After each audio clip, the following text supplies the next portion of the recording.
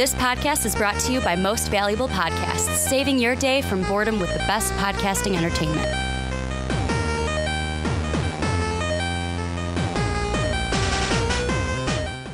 What's up, what's up? Real MVPs, Ricky Widmer here, along with fellow Manchild, Johnny Karlic. I put a little je ne sais quoi on the J there, little Johnny. I don't appreciate a soft J. Johnny.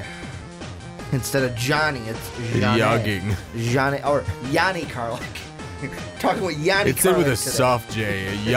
I'm going yogging later. Yeah, yogging. But welcome into the Rick and Johnny podcast, where this is the podcast where we talk about entertainment news, TV, movies, basically anything under the two nerdy suns is what we look at. And boy, do we have a jam-packed show today, Johnny, talking about a little bit of the Oscars, something that we usually don't do, but I feel like we have to. Sort of. It pertains this time. Black Panther is nominated for Best Picture, so round of applause all around for Black Panther being nominated. But we're going to talk about, could Black Panther actually win Best Picture? Because there's some people that might believe that it should, but will it actually be the Best Picture at the Oscars this year? We're going to look at Avengers Endgame again, because we're basically in that routine of we're 4 months away, almost 3 months away from Endgame, until we all cry really hard, because Game of Thrones and Endgame are going to be pulling us in two different directions. And then we're going to same direction. And then we're going to be looking at a topic that I am very excited for. We're going to take a look at Alita Battle Angel, a movie that I'm excited for, comes out in 2 weeks. How successful will it actually be, or how successful will it be, is what we'll look at to wrap everything up. Before we get into everything, I'm going to pitch our iTunes review. Make sure to, if you're listening to us on iTunes, if you have an iTunes or Apple Podcast account, which I know most of you do, even if you're on YouTube, make sure to go over to your smartphone, onto your Apple account, type in Rick and Johnny Podcast. It'll come up. You'll see our green logo, or our kind of darkish, turquoise-ish logo. And make sure to rate and review the podcast on iTunes. It really helps us. It gets more eyes and ears onto our podcast. Well, for Apple iTunes, it'd be ears onto our podcast to hear what we're going on. Like an eyes and or ears. Eyes and or ears. So they got to read it, see which episode they want, and then obviously just there you go. listen See, to the it. eyes come back in. And ears. See, it still fits then. It does. It does indeed. But please go over there and rate and review the podcast on iTunes and Apple Podcasts. And Johnny, let's get into it. Let's talk about this Oscars thing that we never usually touch. Not usually. This is something where we usually stay into our own bubble. Where, there's some movies here that we liked. We kind of branch out of the superhero genre into some horror, some other nerd stuff. But we usually if it's entertaining, or if it's obviously if it's nerdy, or if it's like a cult classic of some sort, we go ahead and see it. We try to. All the nominees for the Oscars were announced, and the big one that people are talking about is that Black Panther was nominated for Best Picture. First superhero movie to be nominated for Best Picture. The Dark Knight took home some Oscars for example, Heath Ledger's performance, and I believe Nolan was nominated for that. But it was never, Dark Knight was never in the Best Picture nomination. Black Panther is. Yes. So the first thing I want to do before we look at the nominees and see could Black Panther actually win, I want to ask you about the nomination. Okay. What was your first thought when you heard Black Panther was nominated for Best Picture? My first thought? when I think you told me about it, I'm like, but Infinity Wars was better. And that was something that I didn't know if we were going to just jump right into, but I'm going to jump right into it. I mean, that was my first thought was, all right, cool. A superhero film is now breaking into Best Picture. But then I started reading some of the comments, and a lot of them were like, but it wasn't even the best superhero movie this year. It was Avengers Infinity War was even better than that. And I was starting to think, I'm like, yeah, you know what? You're right. It was better than Black Panther was, but Black Panther is being nominated for Best Picture, and Infinity War is not. Yes. I mean, I felt the same way. I should have added that first part because I was excited that, hey, that's cool, Black Panther's being nominated. And Johnny's like, I'm so excited, though, I jumped right into the Infinity War pool. Yeah. I just walked right past that first one. I was like, cannonball. Yeah. Right into it. But, I mean, let me ask you this then. Why? Why do you think then Black Panther got the nod? Because here's the thing, and this goes for even the Oscars in general. Yeah. Like, now that Black Panther's in Best Picture, it's not usually the Best Picture that wins Best Picture. It's which group of film can campaign the most. Like, it's kind of like a presidential election where, like, all right, you've now won the primary. You're in the election now. Like, you've campaigned to this point to be in Best Picture. Now you have to campaign to win it. So, I mean, with that sense, what are you thinking of why? Because then it would be on Marvel. It's like if you're campaigning to be in Best Picture, then that would mean they chose to campaign for Black Panther and not Infinity War. You know what? And I can think, now that I'm thinking about it more and more, I can see part of the reason why is Infinity War. We talked about it before the podcast. Is you need a lot of things. You need to have seen at least a good chunk of this universe beforehand. Whereas Black Panther, kind of just dive right in and watch it. You don't need really a lot to go back and watch. Yeah, and I mean, you could watch Civil War. And really, that's all you need to. But Black Panther was an origin story. Exactly. So you didn't need all these other movies to see this. We're Infinity Wars. For the impact that you and I got, we've been watching this since 2008. Yeah. But I mean, even, and this is what I said to you, and maybe this is because I've seen it before. Yeah. But even when, like, I saw it on Netflix, and right now I'm at count 5. Like, 1 in theaters, 4 on Netflix alone. Yeah. Which is, what, 3, 6, 9, 12 hours. That I've spent watching this on repeat. But the second time, so the first time I popped it on Netflix and started watching it, I told you the next time I saw you or next time I talked to you that the thought that I had while rewatching it was, wow, this isn't just a good superhero movie. This is just a good movie in general. And I mean, if we're going to dissect it, for me, the thing that made Infinity War so great, and this is, take everything out. Let's say you know nothing. You just know about Thanos. The one thing you know about Thanos in that movie is he wants to balance the universe. And it makes you feel for him. Like, you have sympathy for the villain, and I'm trying to think, does Black Panther also do the same with Killmonger? Not as much, really. I mean, not to some degree, yes. But at the end, they do. They do it at the end, and you could sort of feel for him. Like you can, they show like you could. They give him they give you at least the decent reasoning why he's doing it. He was sort of, his dad had the mentality that way. His dad was left for dead, and so it's like, okay, well, my dad's left, and it's probably the idea of, okay, this wouldn't have happened to my dad if, like, his things had been going his way. Yeah.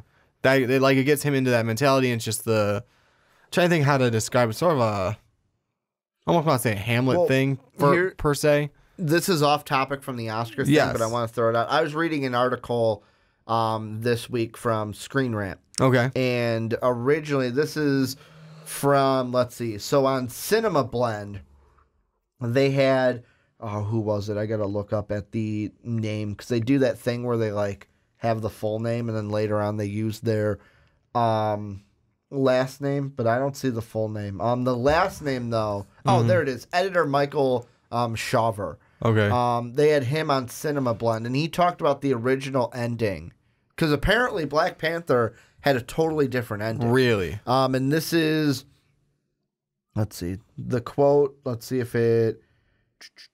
Yeah, I'll read both of them. So the first one is, with reshoots, Ryan wanted to do a new ending, and it's a whole bigger thing with the scene where Killmonger dies.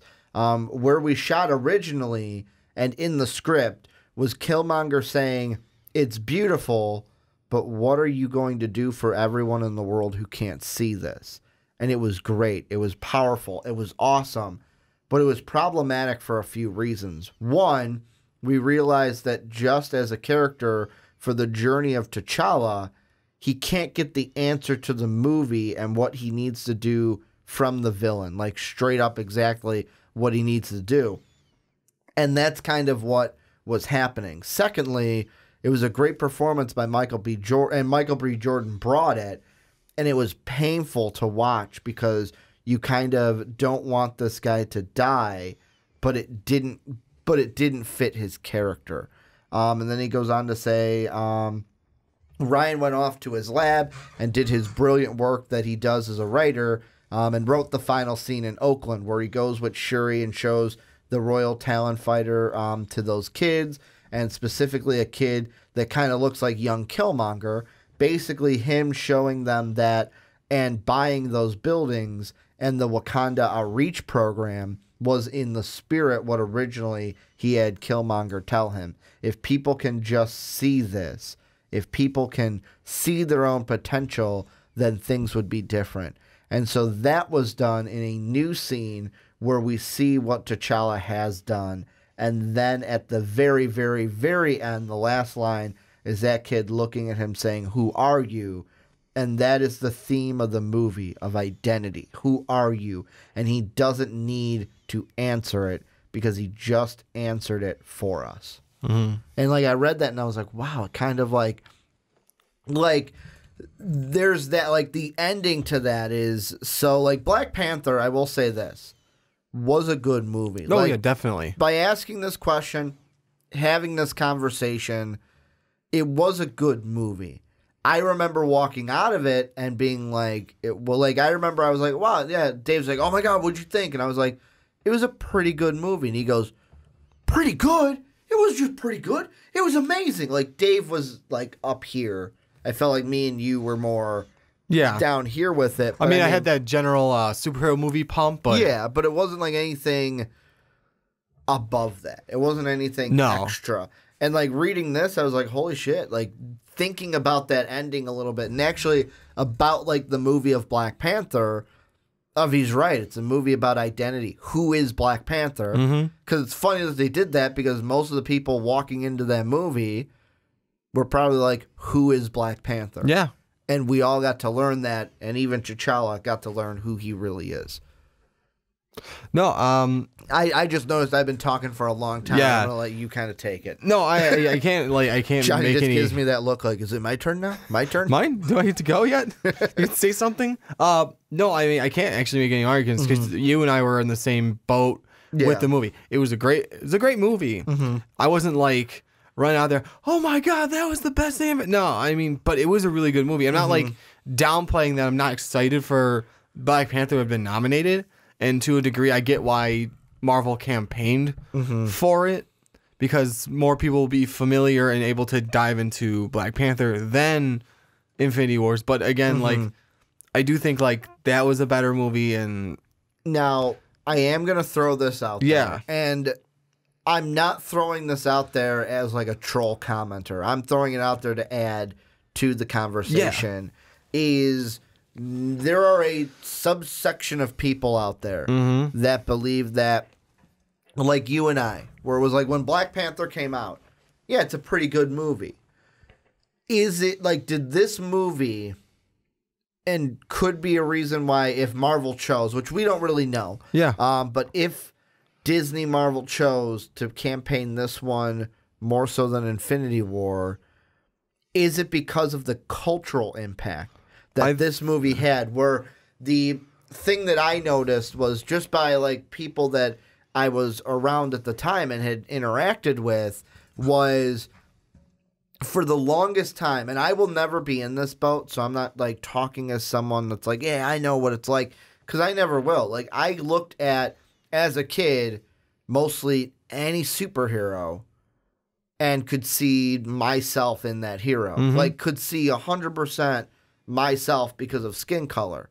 This is the first one that, although like want to say African American, but I can't even say that because T'Challa's not even American. He's so African. Hero that is on this kind of a screen, on this kind of a pedestal.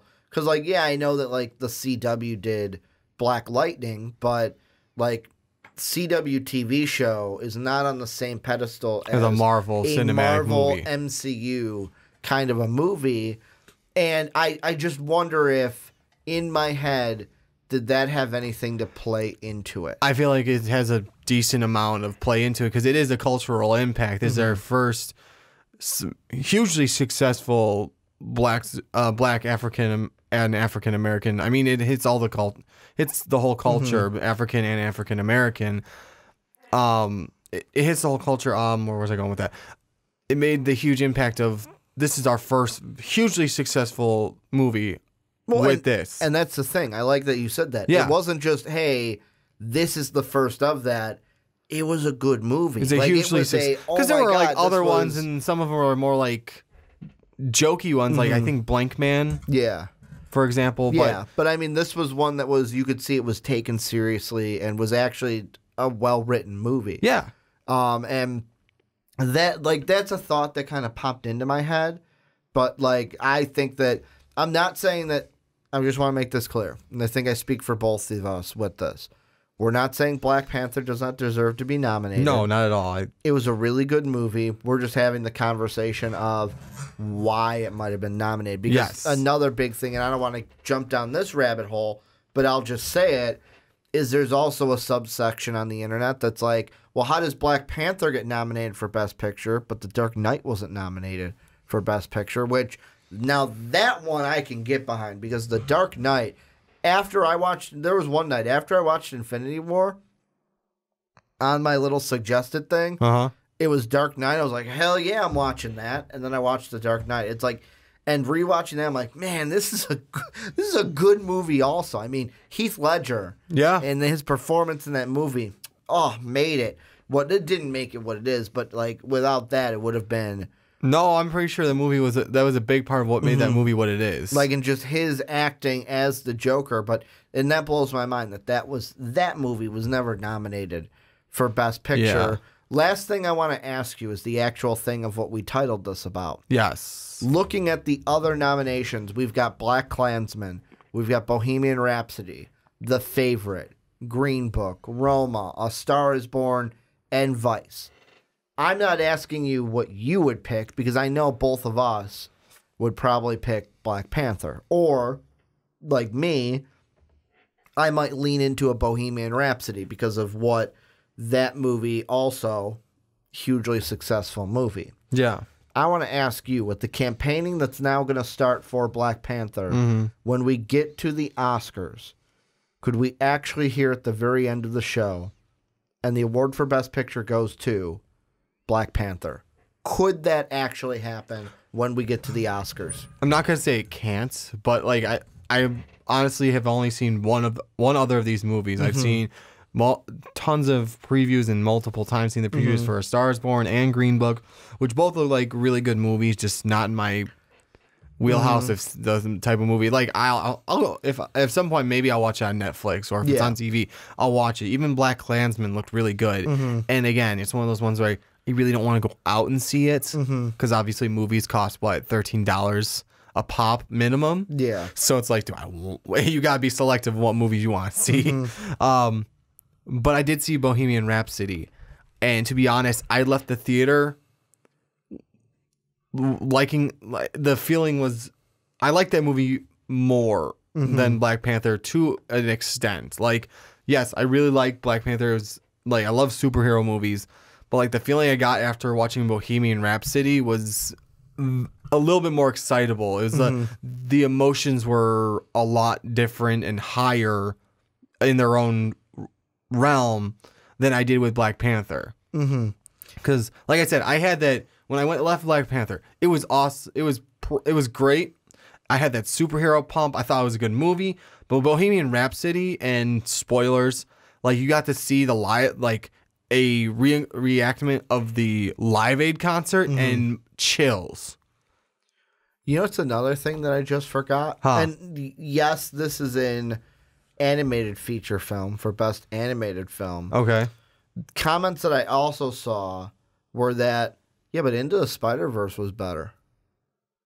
And let's be honest, leaving Into the Spider-Verse, I was like, holy crap, that was an amazing movie. Yeah, that's true. Like, even Dave was, and that was just a soundtrack and a visual experience. Yeah, it was. That's true. And a well-written story. Like, even that one, like, you kind of forget about it because it was animated.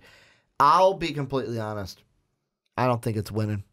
I do not. No. And the reason why I say that is, if I had to put my money on it, my final three, and this is something that me and you will talk about, but let's see.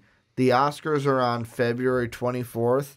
Maybe the week before that, we kind of go through, like, we pick some of the categories and, like, give predictions of who we think will win. But, like, for me, my top three for who I think would win would either be Bohemian Rhapsody, Vice, and A Star Is Born. I think unless there's, like, some right out of left field thing happening, I think A Star Is Born is going to take the Oscar. I just think, like, everything I heard with the media and promotion everything. When that came out, like, Bradley, like, Lady Gaga's performance in this, Bradley Cooper's debut as a director, and, like, everything with it. Like, also conversations, this is for a later date, that got me into that mindset of maybe we'll predict our winners. I'm excited about the actors in a leading role race. You've got Christian Bale as Dick Cheney, Bradley Cooper in A Star Is Born, William Dafoe in At Eternity's Gate. You've got, and I'm going to screw up this name, Rami Malek.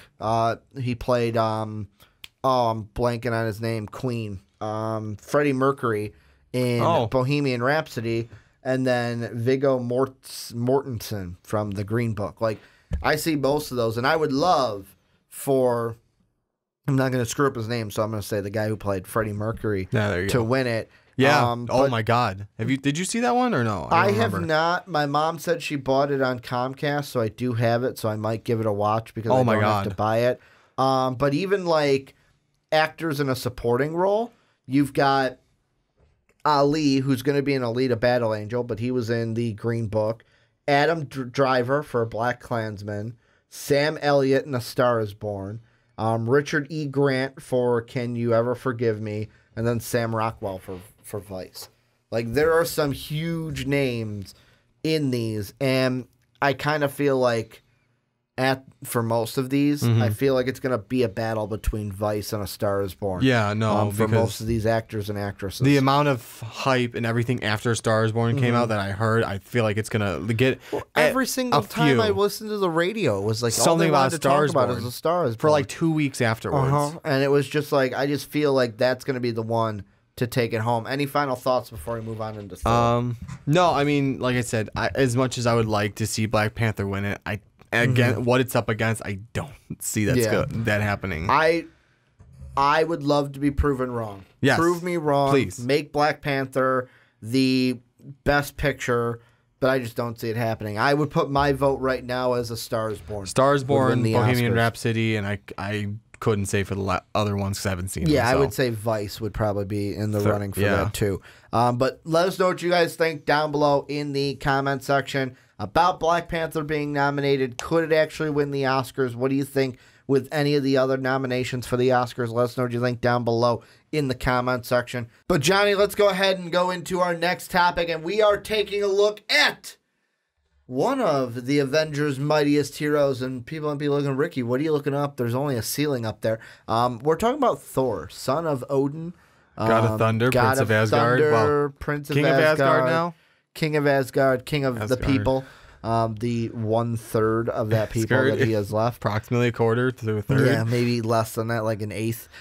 Because he lost half. Hey, then he lost half of half. We have like 10 whole people right here? Yeah. Korg did survive. We do know that. Same with Valkyrie. Yeah, we're going to get into that. But what we're talking about today, yes, Thor's role in Avengers Endgame. Because he's lost his people. He lost his hammer. He got his axe. Could have killed Thanos, but didn't. Didn't go for the head. Nope. And now he's doing some mad thinking, getting ready for a rap battle with Thanos. I'm just going to pose the question for you, Johnny, because Thor is your guy. He's the one that when you saw the new suit that we're going to get into, you were like, great, another suit They make another Thor. suit now. What is Thor's role going to be in Endgame? A big one is just going to be vengeance, honestly. But it's not going to be the same way he went about it in Infinity War. He's going to have to be smarter. He's going to have to be smarter. He's going to have to actually go along with, well, because what I'm thinking right now, he's like feeling not just anger at what happened, but a lot of anger at himself because he got too. I'm gonna go with the word cocky on making sure Thanos knows who killed him. Instead, he's gonna be like, because it's just basically I fucked up. Yeah, where I could have ended this, but because of my hard-headedness, which we have seen in other Thor movies. Yes, he's still, even in Ragnarok, he was still kind of hard-headed. Yeah, but like it developed over time. But like I think back to the scene from, I think it was Thor 1, could have been the Dark World, where he's fighting those stone giants. That would be. That was 2. Number 1 was the Frost Giants, where he just went right in and was like, dove right in and bit off more than he can chew overall. Yeah. Whereas in Thor the Dark World, it's like, oh, no problem, I got this. Because you talk about the beginning scene where he's on... and he breaks the... I don't want to say Svartalheim. I can't remember... I can't remember which one it was. But basically, big Vanaheim. He's on Vanaheim. And there was like it's like they bring out the big guy, and it's like this thing that's like 3 times his size, just spins the hammer and wham! But like we've seen this hard-headedness through the movie. It's evolved, but now we're getting to the It's gotten a lot better, but it got better. It go But I mean, turns you into a newt. He's still a little hard-headed. He's still it still comes out like in something like that. And I mean, it was a tragic loss. So to some degree I understand it, but it's also like you could have ended it. But now we're in the end game, Johnny. Yeah, now we're in the end couldn't game. end it because we're in the end game. Yeah. And the thing that I wonder is at the start of, because what's his story going to be? Obviously, is like what's his story going to be in Endgame. But it feels like from what we know, we're going to start off in Endgame, and then there's going to be a time jump because the thing that has shown this is Black Widow. Yes. Where early in the in the trailer, what we've seen, she still has her short blonde hair, but then there's other pictures, and even on the kind of toy art that we've seen, she's got the long hair, the kind of red hair, but her blonde is still at the end, like she's letting it grow out.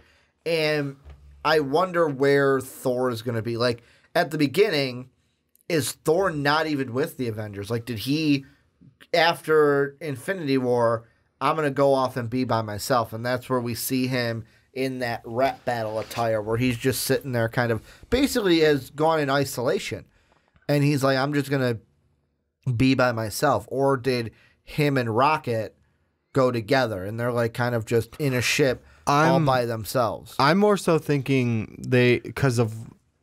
He basically, at the end, he was like awestruck that Thanos just like snapped his finger. Like the last thing we saw Thor was pushing the hammer into it, and then he should have gone for the head. Well, the axe. Yeah.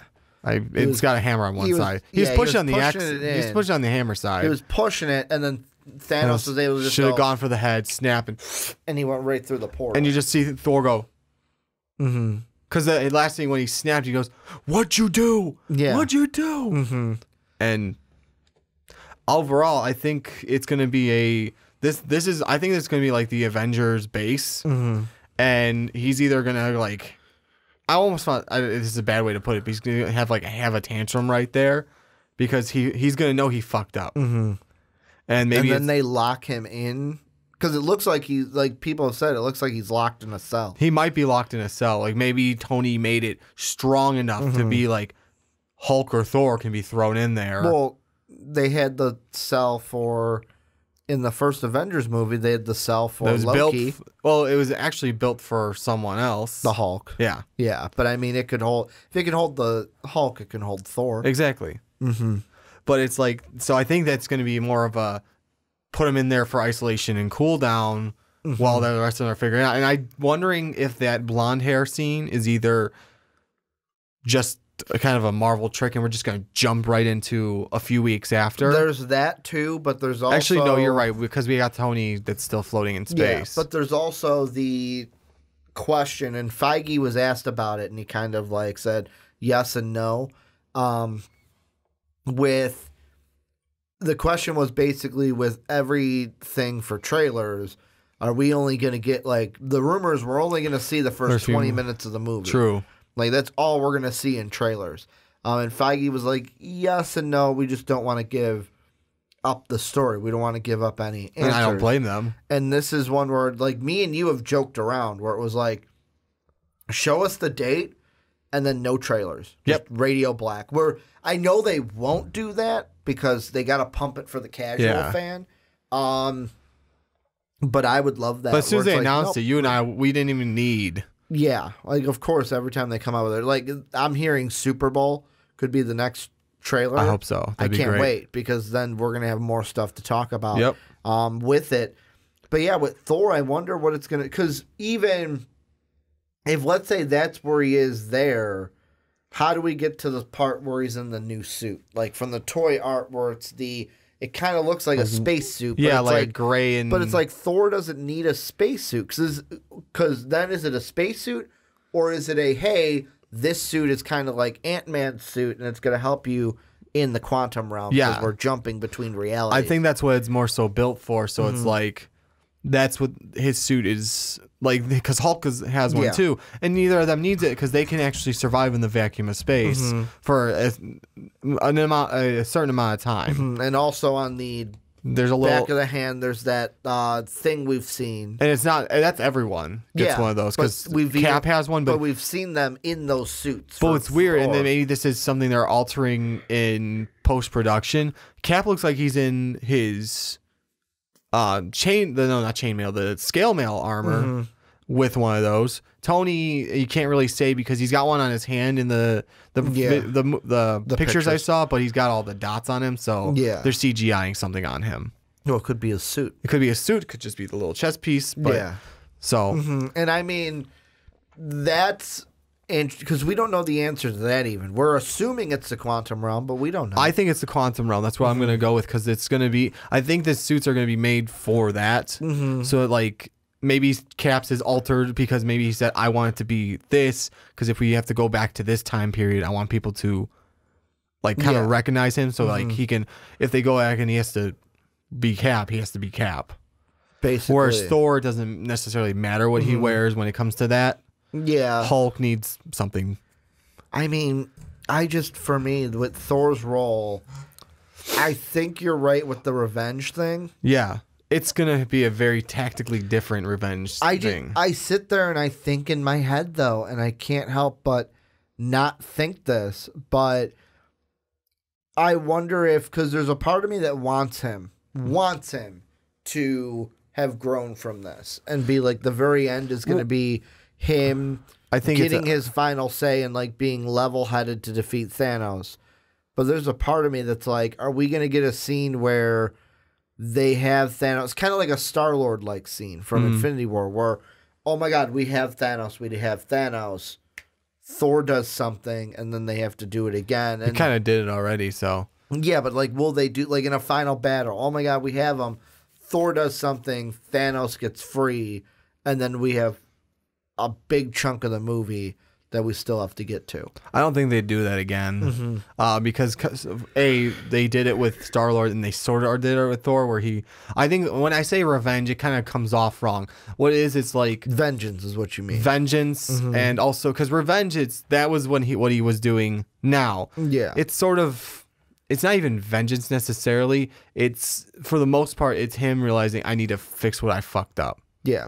Because I shouldn't have been focusing on revenge. I shouldn't have been focusing on making sure he knows who killed him. I should have been just finishing the job and saving everyone. Yeah. I let my personal feelings with Loki and duly noted, it can't blame him on that. He let those feelings get over what the bigger picture. And I mean, here's another thing, and this is from an article that I'm looking at from Screen Rant. Yeah. And they throw this out. And I don't even know if this affects Thor's role in this movie, but I'll ask it anyways. Could the possibility of this being Thor's last MCU movie affect what his role is in this one? Like, if it's his last MCU movie, do they have to tie that bow and make it real secure before then he walks off? I feel like, I don't know about real secure, but because he's not necessarily the one that's like, hey, I'm done. But like his story with Thanos needs to be. I think it needs done. needs to be tied. That's what I'm saying. Like that needs. The story to be with tied Thanos, off. I think it needs to be tied off whatever way they decide to do it. Whether they make it on a low note where it's like he has nothing left, still, or if they make it on like I'm not gonna say a high note because high note, Loki's back and all the Asgardians are back and blah blah blah. I don't necessarily think it's gonna be that. And I mean. Yeah, the thing that I really, really wonder is like what it says here. Let's see. Unlike his fellow Phase 1 heroes, Marvel Studios only recently got Thor's depiction right, at least in the eyes of the public. And it seems like there are still many stories left to be untold with the God of Thunder. It will be a wasted opportunity for them not to capitalize on Thor's newfound popularity, perhaps in a Thor Ragnarok 2, especially after Infinity War. Depending on how Marvel Studios president Kevin Feige wants to handle the film series moving forward, Thor, who's now the king of Asgard, can rebuild the kingdom on Earth, just like in the comics. Otherwise, he can just stick around for more adventures. And the reason what makes this complex is what Helmsworth has said in the past, where after this movie, he wants to kind of take a break a little bit and kind of go and spend time with his family. Except if Marvel calls him. Yeah, basically. That's what he said. So I think it would be great the next storyline for Thor, and this could like lead into it.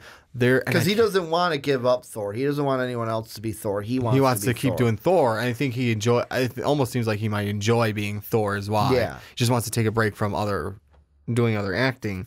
Yeah, because like I look at it right now, and I'm looking at his IMDb page. You look at it. Avengers Endgame, Men in Black International, and then a movie called Dahaka that he's going to be in. They're all coming out this year. They're all in post-production, which means if they're in post-production, we are done with you, Chris. Except maybe like some reshoots. But I mean, like, right now it's like his heavy lifting is over. It's kind of like, I'm going to compare it to this. Dave Bautista, who was Drax in Endgame, and he's going to be in, or he was in Infinity War. He's obviously going to be in Endgame. It was like I was watching a video about WWE, and there's a possibility that he could return to wrestling. And what they were saying is, just a little background for you. I know you know folks on that. We're right now in like the road to WrestleMania, where WrestleMania is in April, and they're like, you look at the movies that he's in, Infinity or Endgame, Stuber, My Spy, Escape Plan 3, Dune. All of those are in post-production, meaning, hey, Dave, we're done with you. And there's no, like, movies, or there's one in, the Dune movie's in pre-production, and they don't even have a script. That's the one that's in pre. So it's like all those movies are like, hey, Dave, we don't need you. So, like, they're saying, hey, he's opening up a window right here to make a return in between his kind of film stuff, where you can relate that to Chris Helmsworth, where it's basically like, at this point, I am done. Like, nothing that he has is in pre. He's not rumored in anything. It's just like, hey, I got these 3 films. They're all in post-production. I'm probably not going to be called back unless, like, Endgame has a reshoot that he has to come back for. But at this point, I don't see them doing it's not going to be like New Mutants where they're reshooting everything, it seems like. Yeah. I feel like that's going to play into it of like, hey, we don't know. Because also there's the plan of what are we going to do after Endgame? Like, do we want to tell another Thor story? Do we want to tell another Cap story? Or do we want to move on from these guys? We've seen these guys, like Thor. We have now seen him for Thor, Thor 2, Avengers, Ultron, Infinity War, Ragnarok, Endgame. 7 movies? Yeah. Like, let's get some of these other heroes in here. Oh, they might like cameo him in a lot more things. But I mean, if what I was going to say earlier is there's a storyline for Thor, and this would kind of lead into after Endgame. It would work really well. And I cannot remember the name of the storyline. But basically, it's him. He's kind of got this floating Asgard somewhere like off of Norway. Actually, in the comic, I think it's supposed to be in like somewhere in one of the like the Nevada desert or something like that, I think. And it just it's in Midgard. It's in Midgard, Okay. and it's like a smaller Asgard. Okay. And basically, So it's in like the sky. the Warriors 3 are kind of ghosts there, and blah blah blah. And I think that would be an interesting storyline. Yeah. It's not in the sky. It's like hovering like this high off the ground. Oh. So they can see it like this high off the ground. Oh. So like anyone could walk up onto Anyone could walk up to it, but like there's multiple scenes where you're just kind of sitting at the gate, and then you got like the Warriors 3 are now ghosts there. Yeah. Because you can't really like bring them back. That might be an interesting movie to play around with, or at least a storyline to get started off of. Well, or what are they going to do? DC streaming service? Do they make a Thor TV? Marvel? No, the Disney streaming service. Oh, I thought you said DC streaming service. I might have. I meant Disney streaming service. Wait, they didn't buy You know Thor? what? I might have said DC streaming service. You did. I meant Disney streaming service. I understand. We don't know what they could make. They're making a Loki TV series. What if later on they go, hey, instead of doing a Thor Ragnarok 2, hey, Chris, let's just bring it back for 8 episodes of a Thor series. Let's just do a live-action Thor series and tell a story that way. Yeah, that might be a good way to do it, too, because if they're going to bring Loki back to do something like that. Yeah, they're going to bring Hiddlesworth back for that one. And because they're going to do less episodes, they can actually bring these big actresses and actors back to do them. That could be a way for the future, because the big thing, too, is then this is everything. They basically, Marvel's got so much to work with now. Yeah. Where as soon as this deal goes through in March. As soon as the deal goes through, they're going to have X-Men, they're going to have Fantastic Four. I don't expect like the Deadpools and the X-Forces, and I expect those to kind of be off on their own. Like, hey, these stories are going on, but we're not going to include them in the greater picture here. But I mean, yeah, like, and I am wondering if this deal has kind of changed their plans a little bit, where maybe a Thor Ragnarok 2 was in the cards, but now that we got X-Men, hey, man, we got to plan some X-Men movies now. See, I'm like, surprised. we can't sit on this X-Men property and let them just sit, because X-Men is far too popular to do that. Yeah, maybe I'm taking it too literal when someone says Thor Ragnarok 2. I'm like, the storyline was kind of a one-shot in the MCU. I don't think he's going to go back to... Well, and they're just saying, like, Ragnarok 2. Yeah, I think I'm just taking it too literal. Like, I think what they're saying is another Taika Waititi Thor movie. That's what I would put it as. I wouldn't be opposed to that either. Another Taika Waititi Thor movie. But here's one thing I want to bring up. Go ahead. And this goes off to like the new suit. The toy showing the new is the big thing showing the new suits. Yes. But it's showing and maybe I want to hear your opinion on this. Are they leaving out Stormbreaker because he's not going to be using it much, or is it just to save money? Because usually when they have those, they have the accessory with it. Yeah, it's interesting because, let's see, I want to type in Thor, not Endgame, Infinity War End, as I can't freaking spell. Because I want to see something really quick. Because when you said he went back into the portal... No, the hammer fell to the ground. Okay, it did. Yeah, I wanted to make sure that... Trust me, I know that one. No, I wanted to make sure that it did fall to the ground, or if Thanos, it was still in him. Yeah, it fell to the ground. Yeah, no, it fell. But I think it's a toy thing. I think it's like they didn't want to waste the money to make... Because with the packaging, like... Because there was other things I've heard that, like, for example, like the Star-Lord one, the people that got snapped away, basically what they did was... Hey, you know what? Out of the Infinity War box, into the Endgame box. True. Like, it could have just been, hey, we don't want, like, why waste the money to make Stormbreaker? Like, we don't need that accessory with this toy. True. Kind of cutting costs to save money, but also be like, hey, maybe put the doubt in fans' heads of, like, is Stormbreaker going to be back? Because there's the only reason I bring that there's up. rumors that Mjolnir might be coming back. Mew is going to be back. Little Mew Mew. Yeah, that's right. You can't say that. Yeah, little Mew Mew is going to be back. I mean, because there's one. What is he going to have? What is it? Dietrich? Is he going to have? Etri. Is he going to have basically Tyrion make it? I don't. That tree. And you know what? I don't think they go wasting the time to have him fix that when he's got a brand new weapon. I think it's moved on. I think it's either they're gonna see it in a flashback, or maybe even something else where someone like because remember in Ragnarok. When Hela destroyed it, just smash it. It's all sitting on the ground in Norway right now. Yeah. And there's something that talks of a priest having Mjolnir. Well, I mean, 50-50, the priest might be able to lift it up. Yeah. And even so, it's smashed. Maybe it no longer matters because it's basically not Mjolnir now. It's just a pile of metal. Metal and a stick. Yeah. So maybe like a priest found this, picked it up, tried to put it back together, sort of pieced it back together. Dumpty'd put it back together again, and realized, oh shit, this is Mjolnir. Yeah. Or just he saw the handle itself, remembered. I mean, I think we're done with Mjolnir. Like, if we see it, I think it's going to be flashbacks. It's in the past. And here's another thing I want to ask you, and this is kind of my last thing, and this goes for any Avenger. Will we see a scene or something where one of them, maybe a Thor, is tempted about telling his older self or a different self about something? Like for Thor, will he be tempted to, let's say it's time travel, they do. Yeah.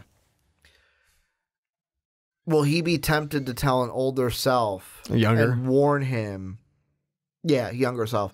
And warn him about what's going to happen like in a Thor Ragnarok. Maybe not Thor Ragnarok. Because that would change things. That would, and that would also like change the dynamic of everything. I wonder, it'd either be before Thor Ragnarok or after, because like the whole thing with, or like after, like in the Endgame part is like, don't let your like emotions for Loki get over the fact that this needs to all end. Yeah. Type thing. And that's where it would be, or like, before, like significantly before Thor Ragnarok. Because the whole reason he ended up, like, yeah, he threw the hammer because he thought, I'm going to kind of try and end this quick. Yeah. But the main thing is, like, Loki's the one that called them to be brought back up. And is him trying to, like, fight off Hela from, well, killing him. They got him knocked into ending up on Sakaar. Or think of this.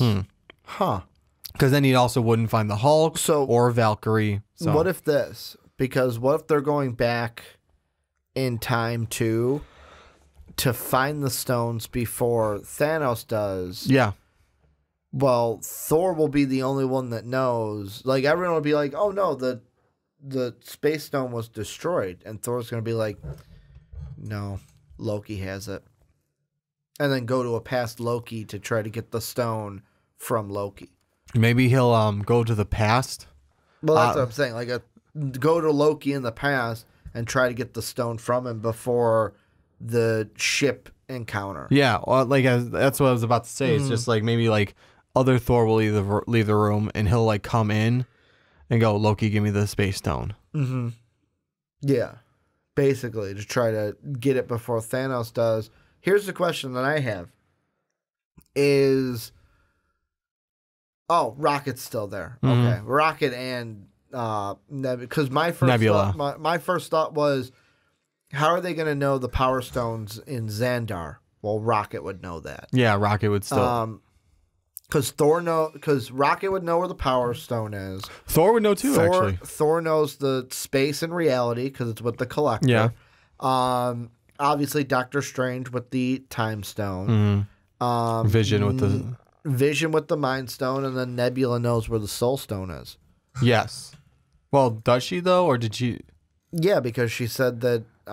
Because Gamora told Nebula, "I know that it's on Volmir, and I'm not going to tell him." Because she mentioned. No, I thought she just said, "I know where it is, and I'm not telling him." I believe I heard Nebula say Volmir. No, that was Gamora. Commenters, correct me if I'm wrong. I believe Nebula knows where the Soul Stone is. Tell us. I thought it was just Gamora because she didn't want anyone else to know. To make sure. No, because Nebula knew where Thanos and Gamora went to get the stone, and then Thanos came back. Because she said it in front of Nebula. Yeah, I'm saying Nebula knows Oh, where the you're stone right. is. Oh, She you're knows right. it's That's on right. Volmare. I'm thinking like pre. Yes. And I keep mixing that around. No, like for that Nebula one. right now knows Yeah, where the Soul Stone you're right. is because Gamora died there. Where it would be. And that's how Pratt kind of found out. Yeah. So but through the two of them would know. Yeah. But So we would. So every single Avenger would know, and you know what would be interesting? Huh. They go to get the Soul Stone. They have to sacrifice somebody. Cap or Tony. Does one of them get sacrificed there? Yet again, another which one should die kind of a conversation. But let's end this. Any thoughts that you think we haven't talked about when it came to Thor's role? Because now we're getting into something totally different that could take about another hour. Just think like it's obviously going to end up being a whole team effort of like, hey, the Avengers back together because that's why the main six still survived. And here's another thing, and this is right? I'm going to tease this for another. Yeah. Yes, you're right.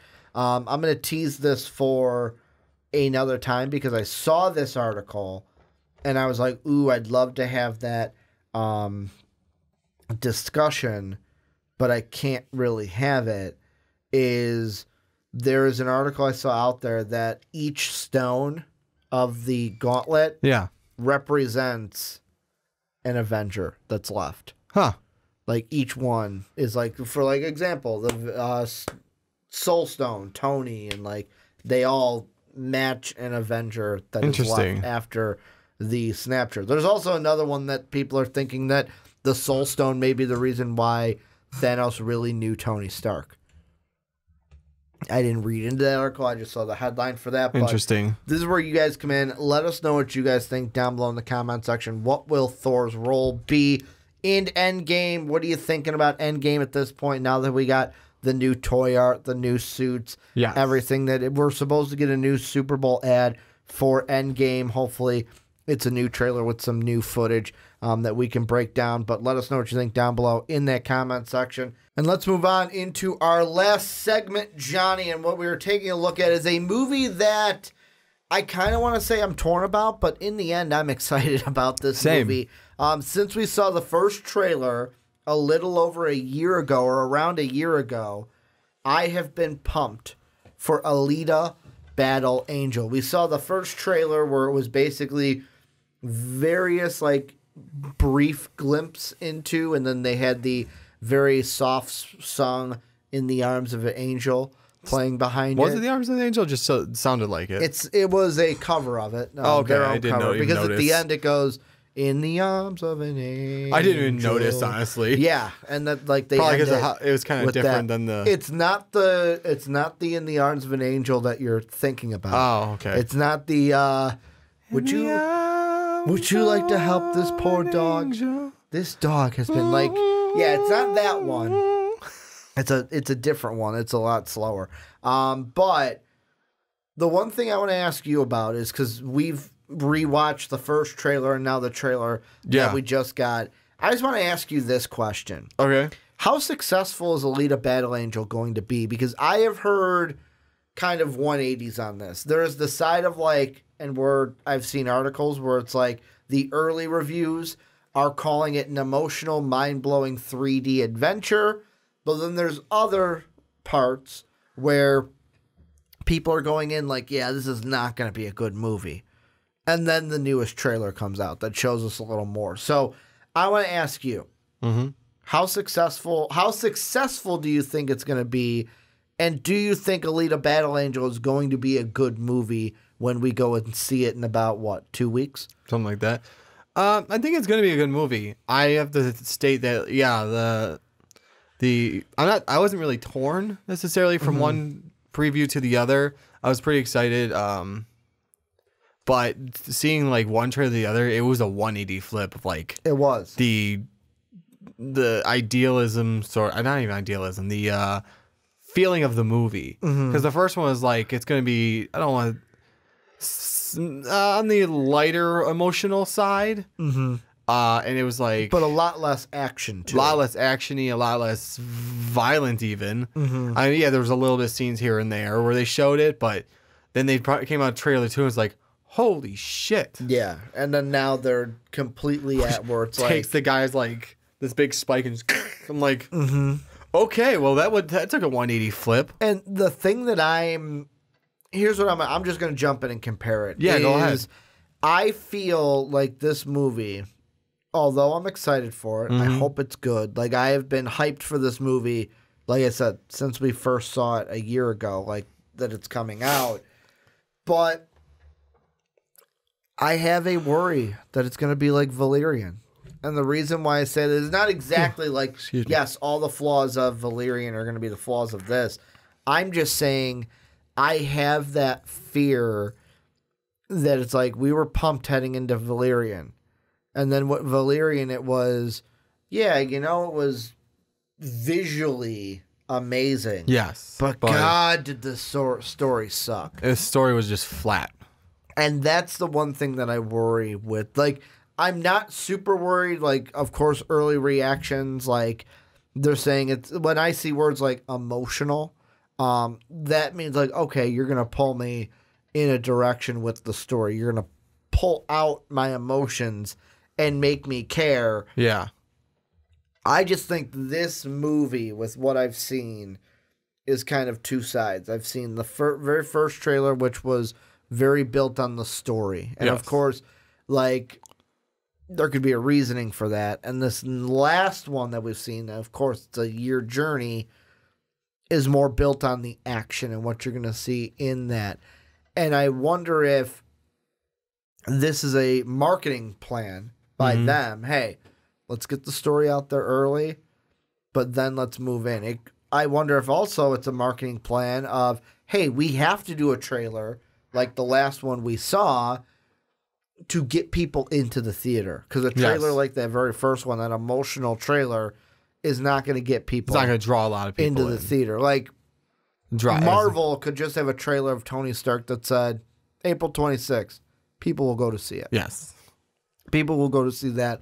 But a movie like Alita Battle Angel, you got to actually pull people into your movie. I mean, no one necessarily knows what it is. Well, so like, you have to do the polling, and you have to actually, like, I know it's a comic. Yeah, it's called Battle Angel Alita, but like before that, I never knew anything. I've never heard of it before this. So, like, the pictures that I'm looking at here is, apparently, this is on Comixology. They've got 3 volumes of Battle Angel Alita, and obviously, I'm gonna go and read it because, like, now I want to kind of read it going in. But here's just what Volume 1 said, just so you guys can know.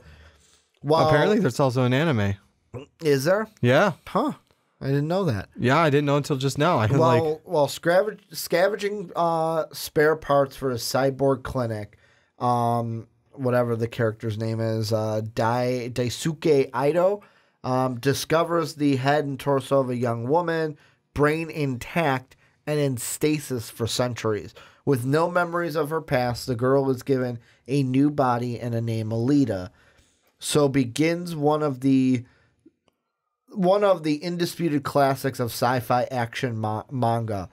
This dark feature epic of self-discovery, martial arts, destiny, and the karma is absolutely not to be missed. And that's the thing with this that I'm going to love about Alita if they do it right. Because the whole thing with her, and they kind of hit it in the trailer a little bit, of there's the romantic interest. He goes, oh, you're from up there. And she goes, oh, then I'm insignificant. Like, I'm useless. Like, I'm garbage, basically. Yeah. And he goes, not necessarily. That's what they want you to think.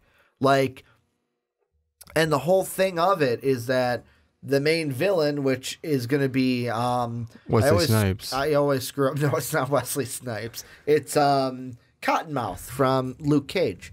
The guy that played Cottonmouth. Oh, is it? It looks like Wesley Snipes. It's not Wesley Snipes. I'm sorry, it looks like Wesley Snipes in the trailers. I think his first name He looks like Blade, that's why. I think his first name is Mustafa. Is it? No, Mustafa Salih. I say that because he looks like Blade.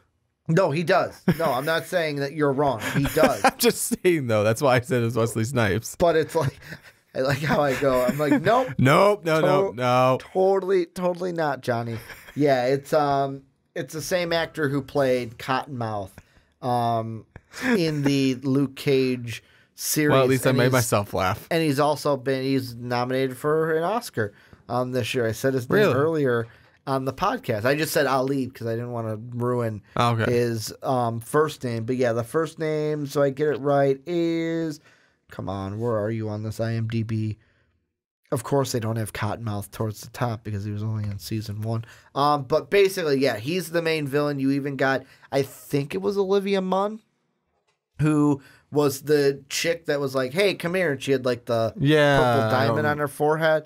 I believe that's Olivia Munn. Okay. Yeah, it might be. But my point being is, obviously they think she's important and doesn't need to be around because how he goes, tonight is going to be a hunt. You need to kill her. You need to kill the one called Alita. So I'm assuming they probably know what she is. Mm-hmm. And I'm assuming with her past, she was someone important. Yeah. They tried to kill her, but they left the brain intact, which was their fatal flaw. Yeah. And that's how she was able to come back. Yeah. I mean, I never read anything else for it, so I wish I had more information. Totally got his name wrong, by the way. Did you? It's not Mustafa's. It's Mahershala.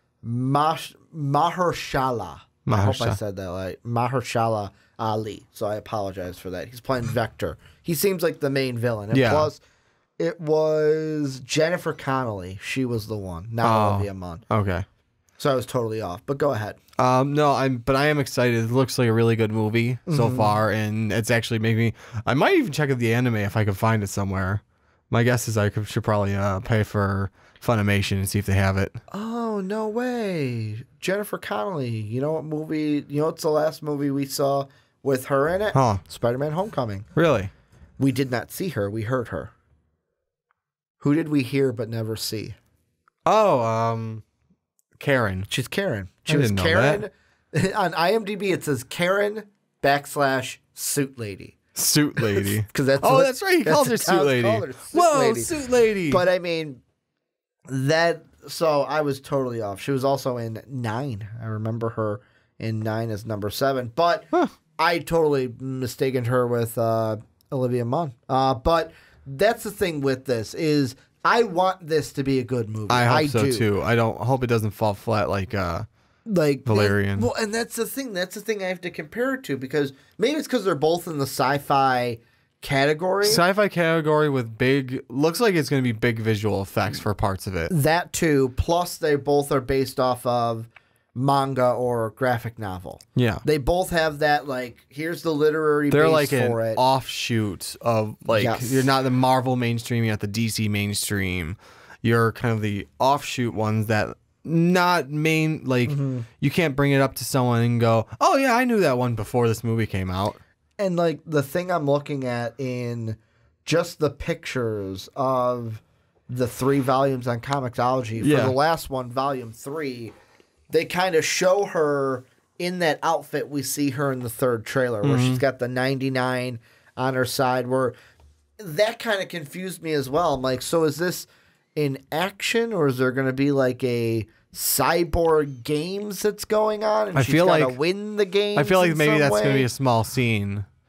I hope it's just a small scene. Right now, it looks like a main plot, story. That might just be because it kind of focused on it a little bit with the trailer, but I think it's just going to be a partial scene. Like, in that, of course, scared me a little bit because I'm like, oh, okay, I'm not really buying into this. But, like, the whole thing is, I need it to be emotionally pulling. Of course, like, I'm not bashing on the visuals. It's going to be visually amazing with, like, how her cyborg body kind of looks. Yeah. Especially everything with, like, we saw it a little bit in the trailer where she's like, the martial arts, and then she goes to punch the mirror and just stops inches away from it.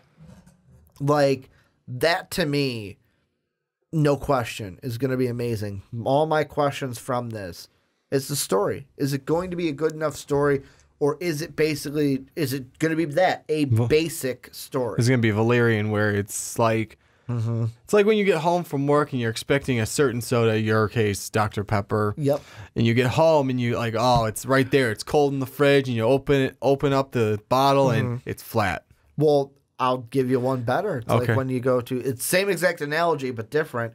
It's like I went to the restaurant the other day, took my mom out for a nice dinner, went to get her Diet Pepsi, no carbonation. Poured it out, went to the next one, no carbonation. Went to the third one, finally had some carbonation. Where it's like when you go to, let's say they didn't have 3 and they only had that one. Yeah. When you go to push it and it's like, fuck, all the syrup is gone. I gotta pick something else. Yeah. That is exactly what you described. Yep. But something else. Johnny's like, at home I would just bust out another can. Yeah. Well, I'm saying I didn't say can. I said bottle because can it's going to be carbonated. But like, I mean, I'll bust out another but bottle. But it's like the visual there. Like you're talking about the 2-liter bottle. The 2-liter bottle. After you crack it, it's already losing. Even you can tighten that thing up as much as you want. Keep losing. It's going to keep losing. Yeah. No. It's like you get home, you're excited for it, and then you get home, and it's like, oh my god, it's right there, and it's in the fridge cold, and you open it up, and you go to drink some, and it's flat. Yeah, and I think the other That's thing, what Valerian kind of was. The other thing too that makes me a little worried is whenever they put in so you've got James Cameron, who's a producer of this. Yeah. And whenever they attach a big name like that to it, because I believe Valerian had a big name also, and I know the director was a big name, but let's see, and 1,000 Planets. Who produced that? Yeah, it was the director, and I think it was also the producer, Luke Benson. Because their whole big thing was with Luke Benson. Oh man, he's the guy that from the director of The Fifth Element, and we're kind of hitching onto that. We're like in this, you see Avatar, James Cameron. It's like, are they trying to latch on to people are going to see, oh, Avatar was a good movie. Yeah. I'm going to go and see that now. And I wonder. I mean, that's a way for them to get more seats in the people in the seats. That, but I worry about it. Like, just because James Cameron's a producer doesn't mean it's going to be a good movie. Like, he may not even had a huge hand in other than the producing part. The only producer credit that I look at and go, that is going to be a good movie is Kevin Feige. Yep. Because I've never had to worry about a movie he's produced. Well, being because crap. he from what I hear, he takes an active role. Yeah, and I don't think he's the type of guy that's like, yeah, sure, I'll be a producer. Like, if he's producing it, he wants it to be good. Yeah. He's putting his name on it. Exactly. Like, I'm putting my name on this, it better be good. And I'm not saying James Cameron's not. James Cameron might be in the process with this as well, but like... And I'm hoping he is. I'm just... With me, it's all the thing, and I know some people are going to say, well, Ricky, you're being... kind of down on this. Do you really want it to be successful? I do. I do want this to be successful, and that's why I have so much worry, because when I hype about something and get to a certain point, I don't want to be let down. I've been let down so much in my life that I just don't want to be let down. And actually, you are right.